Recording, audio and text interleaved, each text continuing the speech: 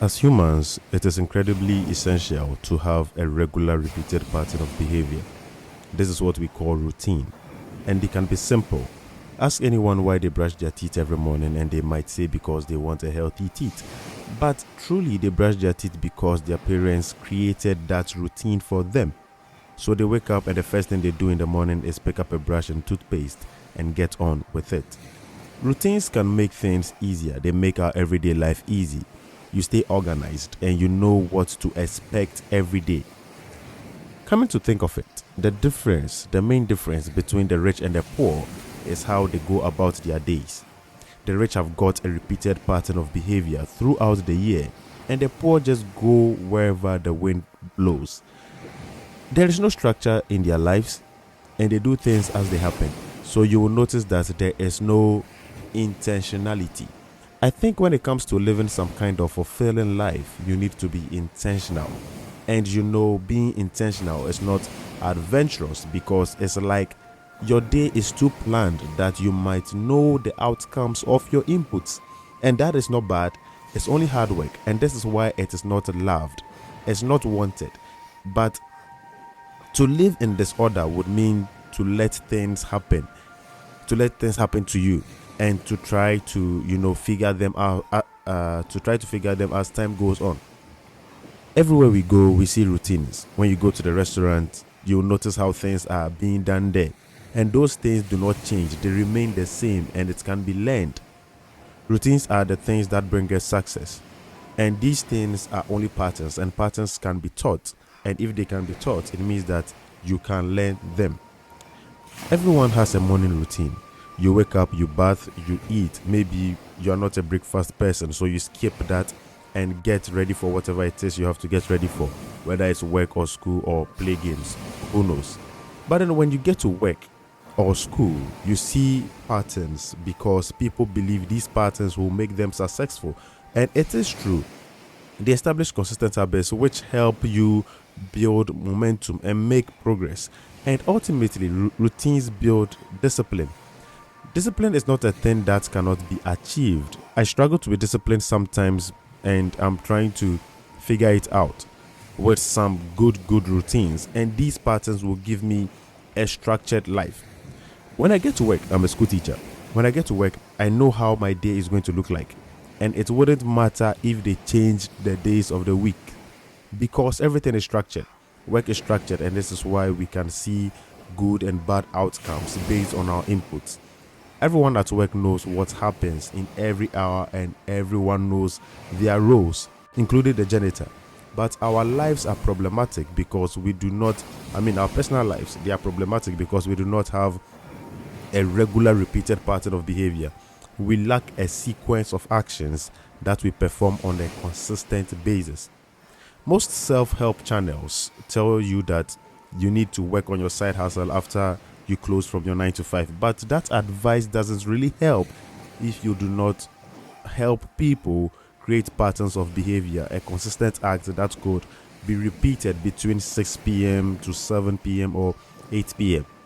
Anyone at all can create a routine. If you brush your teeth every morning, you can create a new behavioral pattern. You might not like the word discipline because it might look harsh and also maybe might be difficult to grasp. But routines is something you do repeatedly. Alright, you do repeatedly, and you know by now that success is found in routines. You always want to know what to expect each day and what each day is going to provide, so you have a sense of control and stability. So how do you come up with a routine to create order in your life? Because this order is only going to produce chaos, which you will surely not like.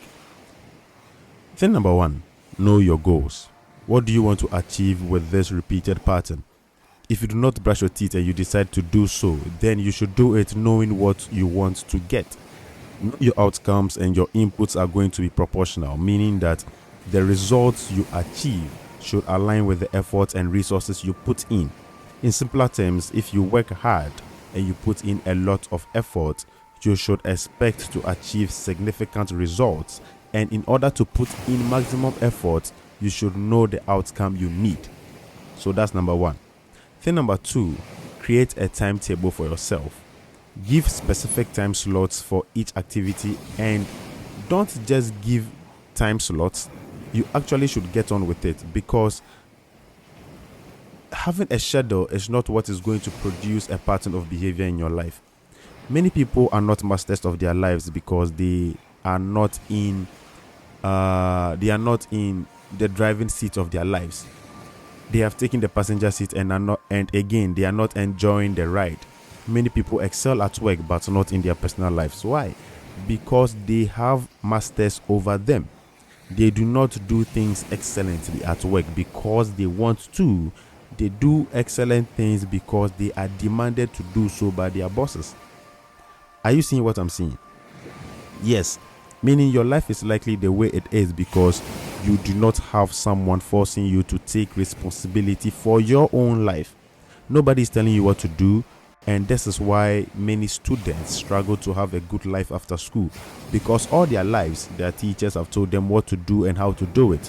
And when they go to the office, it's the same thing. And when they get home, they do not know what to expect from themselves and do nothing because they know not what to do.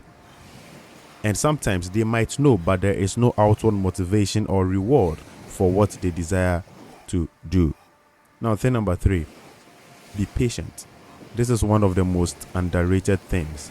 If you do not understand how essential patience is, you will miss the point. Patience helps you endure knowing that better is going to come.